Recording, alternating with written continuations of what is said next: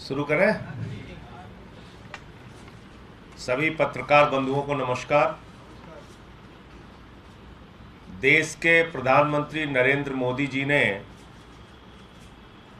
जो अध्यादेश पारित किया है, वो अध्यादेश भारत के लोकतंत्र का गला घोटने की कार्रवाई है। वो अध्यादेश इस देश के संघीय ढांचे को समाप्त करने की कार्रवाई है।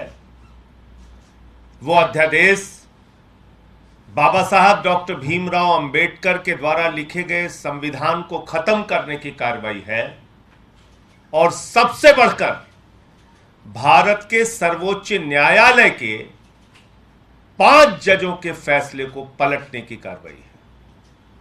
इससे स्पष्ट हो गया कि भारतीय जनता पार्टी और नरेंद्र मोदी जी ना तो देश का संविधान मानते हैं, ना भारत का लोकतंत्र मानते हैं, ना देश के संघीय ढांचे में उनका कोई यकीन है और ना ही भारत के सर्वोच्च न्यायालय को मानते हैं। फिर बचा क्या? कौन सी संस्था बची इस देश के अंदर? इसका मतलब देश में तानाशाही का शासन है। तुगलकी फरमान से कोई भी आदेश बदला जा सकता है, कोई भी आदेश दिया जा सकता है। 25 साल से जिस दिल्ली के अंदर भारतीय जनता पार्टी बुरी तरीके से हार रही है, बार बार पराजित हो रही है, इतनी व्याकुल है, इतनी तड़प रही है सत्ता पाने के लिए यहां पर कि अरविंद केजरीवाल जी की एक लोकप्रिय सरकार जो लोगों को फ्री बिजली देती है, फ्री पानी देती है, फ्री शिक्षा देती है, फ्री इलाज देती है, बुजुर्गों को तीर्थ यात्रा देती है, विधवाओं को पेंशन देती है, जो माताओं बहनों के लिए बस की यात्रा फ्री करती है, ऐसी सरकार को कैसे रोकना है, कैसे चलने नहीं देना है, कैसे अरविंद केजरीवाल जी की लोकप्रियता को खत्म करना है, इस पूरे काम में नरेंद्र मोदी जी और बीजेपी की ऊर्जा लग रही है। और ये जो अध्यादेश है, अलोकतांत्रिक, असंवैधानिक, भारत के संघीय ढांचे को खत्म करने वाला, इसके लिए दिल्ली के मुख्यमंत्री और पार्टी के राष्ट्रीय अध्यक्ष अरविंद केजरीवाल जी ने कहा है कि वो देश के सभी विपक्षी नेताओं से मुलाकात करेंगे, सारे राजनीतिक दलों से मुलाकात करेंगे और जब ये काला कानून राज्यसभा के अंदर आएगा, जहां पर बीजेपी का बहुमत नहीं है, वहां सारी विपक्षी पार्टियों को मिलाकर इस बिल को वहां पर गिराने के लिए सबको एकजुट करने का प्रयास करेंगे। और इसी क्रम में मुख्यमंत्री अरविंद केजरीवाल जी कल बंगाल की माननीय मुख्यमंत्री ममता बनर्जी जी से मुलाकात करेंगे। परसों शिवसेना के राष्ट्रीय अध्यक्ष उद्धव ठाकरे जी से मुलाकात करेंगे। उसके एक दिन बाद एनसीपी के राष्ट्रीय अध्यक्ष शरद पवार जी से मुलाकात करेंगे। कल उन्होंने नीतीश कुमार जी और तेजस्वी यादव जी से मुलाकात की और सबके सामने एक ही विषय रखा, अगर हमको भारत का लोकतंत्र बचाना है, अगर हमको बाबा साहब डॉक्टर भीमराव अंबेडकर के द्वारा लिखे गए संविधान को बचाना है, अगर हमको इस देश के संघीय ढांचे और सुप्रीम कोर्ट को बचाना है, तो सारे विपक्ष को एकजुट होकर इस अध्यादेश को जब बिल के स्वरूप में राज्यसभा में आएगा, उस वक्त इसे गिराना होगा। और यह 2024 का सेमीफाइनल भी होगा, यह विपक्षी एकता का सेमीफाइनल भी होगा। क्या सारा विपक्ष भारतीय जनता पार्टी को पराजित करने के लिए एकजुट है या नहीं है, इसकी एक बड़ी अग्नि परीक्षा जब यह अध्यादेश बिल के रूप में राज्यसभा में आएगा, उस वक्त होगा। तो ये जानकारी आप सबको देनी थी कि अरविंद केजरीवाल जी देश के सभी विपक्षी नेताओं से आने वाले दिनों में मिलेंगे। अभी 3 कार्यक्रम उनके तय हुए हैं। एक बंगाल की मुख्यमंत्री ममता बनर्जी जी से, दूसरा महाराष्ट्र के पूर्व मुख्यमंत्री उद्धव ठाकरे जी से, तीसरा एनसीपी के राष्ट्रीय अध्यक्ष शरद पवार जी से, और सबको एकजुट करके इस बिल को, इस काले कानून को गिराने के लिए वो प्रयास करेंगे, उन सबसे मुलाकात करेंगे।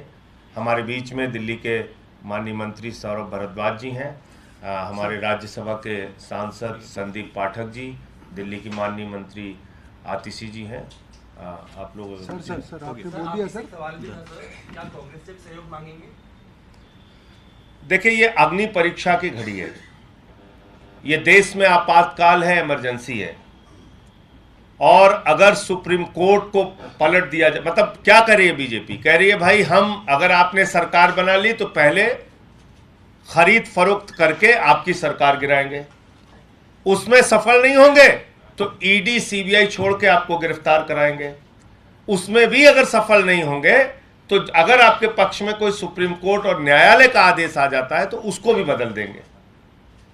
तो फिर लोकतंत्र कहां बचा, संविधान कहां बचा, सुप्रीम कोर्ट कहां बचा? फिर तो सब आपने खत्म कर दिया।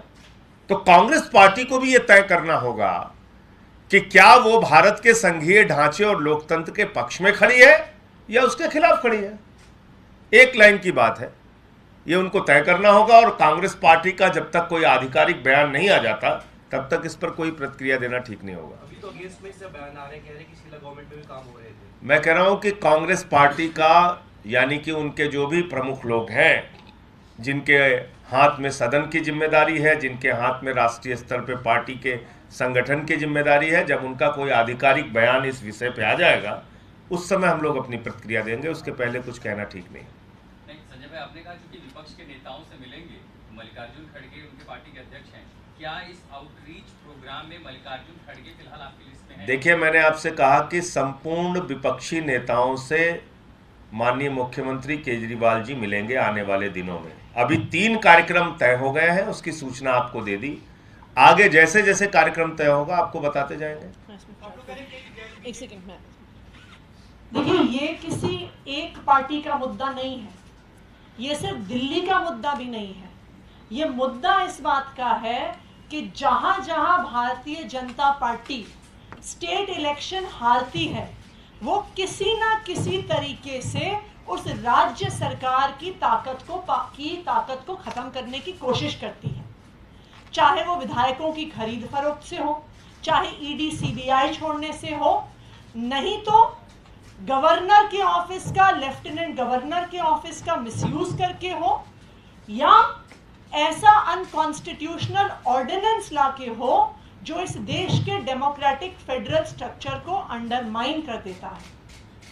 अगर केंद्र सरकार एक चुनी हुई सरकार की एक संविधान द्वारा दी गई ताकत को वापस लेने की कोशिश कर सकती है तो दिल्ली तो शुरुआत है, इसके बाद ये किसी भी राज्य में हो सकता है। और हम ये देख भी रहे हैं, जो प्रयोग भारतीय जनता पार्टी ने दिल्ली में लेफ्टिनेंट गवर्नर के साथ किया, वही प्रयोग वो फुल स्टेट्स में गवर्नर्स के साथ भी कर रहे हैं।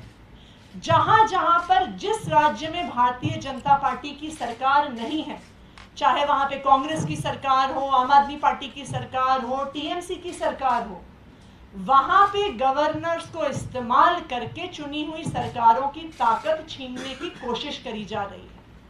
तो ये तो देश की हर नॉन बीजेपी पावर पार्टी को, हर रीजनल पार्टी को समझना होगा कि ये प्रहार आम आदमी पार्टी पे नहीं है, ये प्रहार दिल्ली सरकार पे नहीं है, ये प्रहार लोकतंत्र पे है, ये प्रहार इस देश के संघीय ढांचे पर है, और ये प्रहार देश से भारतीय जनता पार्टी के अलावा हर पार्टी को खत्म करने का एक पहला कदम है, जिसके लिए सबको साथ आना पड़ेगा, वरना देश में संविधान नहीं बचेगा, देश में लोकतंत्र नहीं बचेगा। कई गैर भाजपा दल हैं जो भले एनडीए में न हो लेकिन बीजेपी के साथ दिखते हैं, चाहे बीजू जनता दल हो या वाईएसआरसीपी हो या बीएसपी हो, क्या उन लोगों से भी आप लोग संपर्क करेंगे? मायावती, मैंने आपको कहा कि अभी 3 नेताओं से मुलाकात का कार्यक्रम तय हुआ है। जैसे जैसे जिन जिन नेताओं से मुलाकात का कार्यक्रम तय होगा उसकी सूचना आपको दी जाएगी। सर, आज सत्येंद्र जैन जी को अस्पताल ले जाने की नौबत आई है, उनकी हालत बहुत खराब बताई जा रही है, उनका वेट भी काफी कम हो गया, सीएम ने पे आप क्या? देखिए, वो तस्वीर मैंने देखी, आप लोगों ने भी देखी होगी। ये वही शख्स है सत्येंद्र जैन जिनको कोरोना के समय में खुद वो कोरोना संक्रमित हो गए थे और ज़िंदगी मौत से लड़के निकले थे।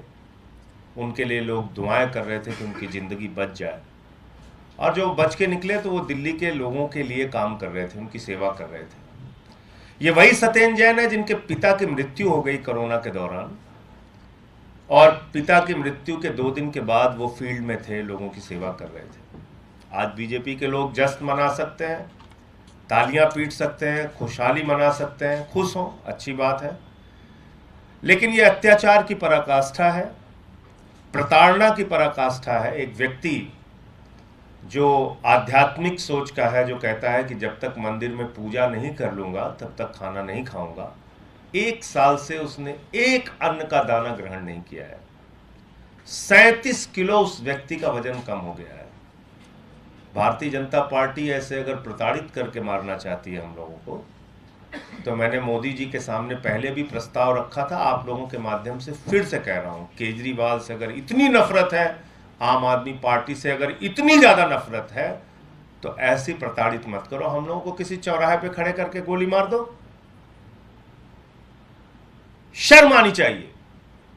एक ऐसा व्यक्ति जिसने मोहल्ला क्लिनिक का मॉडल दिया जो पूरी दुनिया में आज प्रसिद्ध है, एक ऐसा व्यक्ति जो कोरोना के समय में अपनी जिंदगी की परवाह किए बगैर दिल्ली वालों की सेवा कर रहा था। आप ऐसे आदमी को खुश हो रहे हो, जश्न मना रहे हो, ताली पीट रहे हो, हाँ देखो इसका वजन कम हो गया है, तो ये तो बिल्कुल मरणासन्न हो गया, ये तो बेचारा एकदम ऐसे खड़े भी नहीं हो पा रहा है। तो ठीक है, वक्त है, समय है, हम लोग भी झेल रहे हैं, बर्दाश्त कर रहे हैं।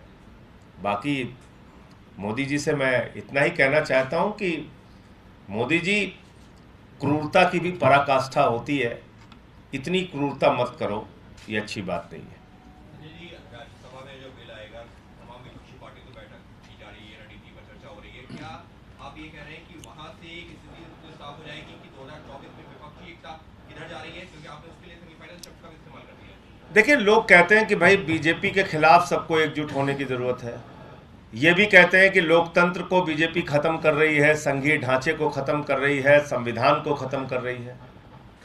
तो ये सवाल सिर्फ आम आदमी पार्टी और अरविंद केजरीवाल जी का नहीं है, ये सवाल है भारत के लोकतंत्र का, ये सवाल है भारत के संविधान का, ये सवाल है हमारे संघीय ढांचे का। तो अगर ऐसा राजनीतिक पार्टियां मानती हैं, तो उसकी एकजुटता जब ये बिल के स्वरूप में आएगा अध्यादेश, तो उस वक्त दिखाने की जरूरत है। सबको एक साथ आकर इस बिल को गिराना चाहिए, क्योंकि बीजेपी के पास नंबर नहीं है राज्यसभा में। सारी विपक्षी पार्टियां अगर एकजुट होती हैं तो ये बिल गिरेगा। तो उससे तस्वीर साफ हो जाएगी 2024 की। आप ये मान रहे हैं कि विपक्षी एकता को लेकर, क्योंकि बहुत सारी तैयारियां चल रही हैं। हमने कहा, केजरीवाल जी ने भी कहा कि इसका एक सेमीफाइनल है।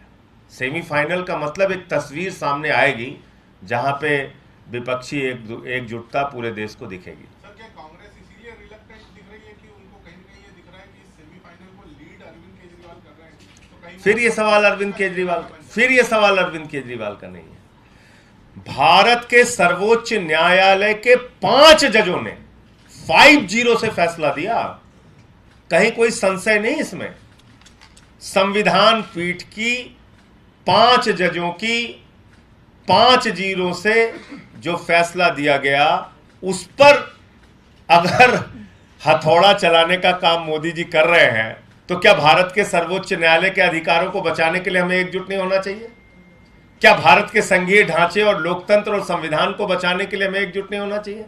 तो इसमें सवाल कांग्रेस पार्टी या आम आदमी पार्टी का नहीं है। यह सवाल है जिस बुनियाद पे हम जिंदा हैं और चल रहे हैं, जिस बुनियाद पे पूरा भारत और 140 करोड़ लोग खड़े हैं, वो बुनियाद अगर हिलाने और गिराने की कोशिश की जा रही है, तो कम से कम उसको बचाने के लिए तो हम सब लोग एक साथ आए। संजय सिंह जी, जो तस्वीर आपने कुछ पार्टियों का नाम लिया है, दरअसल अभी सवाल पूछा गया था टीडीपी वाईएसआर को लेकर के, क्या इसमें वो पार्टियां भी शामिल होंगी इस आउटरीच प्रोग्राम में, जैसे अकाली दल हो गए या टीडीपी जो पहले बीजेपी के घटक दल रहे हों? क्या आउटरीच प्रोग्राम का दायरा गैर बीजेपी या गैर एनडीए पार्टियों से आगे भी बढ़ेगा? देखिए ऐसा है कि कोई एनडीए का हिस्सा बीजेडी नहीं है, एनडीए का हिस्सा वाईएसआर भी नहीं है। तो इसलिए मैं तो ये उम्मीद करता हूं कि आज देश के फेडरल स्ट्रक्चर पे अगर हमला हो रहा है, संघीय ढांचे पे अगर हमला किया जा रहा है, तो उसको बचाने के लिए सब लोग एकजुट हों, क्योंकि यह जो शुरुआत दिल्ली में हुई है यह आप तक भी पहुंच सकती है। लेकिन जब तक, मैं फिर दोहरा रहा हूं, जब तक किसी पार्टी के नेता से मिलने का कार्यक्रम तय नहीं होता, तब तक अभी कोई जानकारी आपके साथ शेयर करना मुश्किल है। जैसे जैसे लोगों से मिलने का कार्यक्रम तय होगा आपको बताते जाएंगे। सर, एक थोड़ा अलग सवाल है, संसद भवन का उद्घाटन होना है, ऐसे में या मिल रही कि राष्ट्रपति को ही नहीं बुलाया गया है। देखिए, पहले दिन से मैं इस बात को कहता हूं, 97 वर्ष पुरानी एक संस्था है संघ, 97 वर्षों में आज तक उसका प्रमुख कोई दलित और पिछड़ा आदिवासी नहीं बना, 97 वर्षों में। और मैं बराबर इस बात को कहता हूं कि भारतीय जनता पार्टी अपनी मानसिकता से दलित, आदिवासी और पिछड़ों की विरोधी है, और इसलिए देश की आदिवासी महिला को आप राष्ट्रपति चुनावी राजनीति के लिए, उसको भुनाने के लिए तो बना देते हैं, लेकिन बताइए, भारत की संसद का उद्घाटन हो और राष्ट्रपति ना बुलाया जाए, इससे ज्यादा अपमान कोई राष्ट्रपति का हो सकता है? इससे बड़ा अपमान कोई आदिवासी समाज या दलित समाज का हो सकता है? इससे बड़ा अपमान या इससे बड़ा कोई संदेश वंचित समाज में भाजपा दे सकती है कि हम इनके विरोधी हैं? ये पूरे शोषित, वंचित, दलित, आदिवासी, पिछड़े समाज का अपमान है कि भारत की सर्वोच्च पद पर बैठी भारत की राष्ट्रपति एक आदिवासी महिला, जिनको आज संसद भवन के उद्घाटन के कार्यक्रम में नहीं बुलाया जा रहा है। इसके साथ ही मैं अगर संसद भवन की बात की तो वहाँ सेंट्रल हॉल भी नहीं है, जिसके अपना एक इतिहास रहा। सेंट्रल हॉल की जरूरत क्या है? सब लोग वहां मिलने लगेंगे, आपस में बैठने लगेंगे, बातचीत करने लगेंगे, आप जैसे कुछ वरिष्ठ पत्रकार भी आके जानकारियां लेने लगेंगे। तो इसलिए जरूरी है कि सेंट्रल हॉल नहीं होना चाहिए। ये काम तो इसीलिए कि मिलने जुलने और पत्रकारिता पे और जानकारियां देने पे पाबंदी लगी रहे, इसलिए किया जा रहा है। सेंट्रल हॉल अगर नहीं है तो धन्यवाद।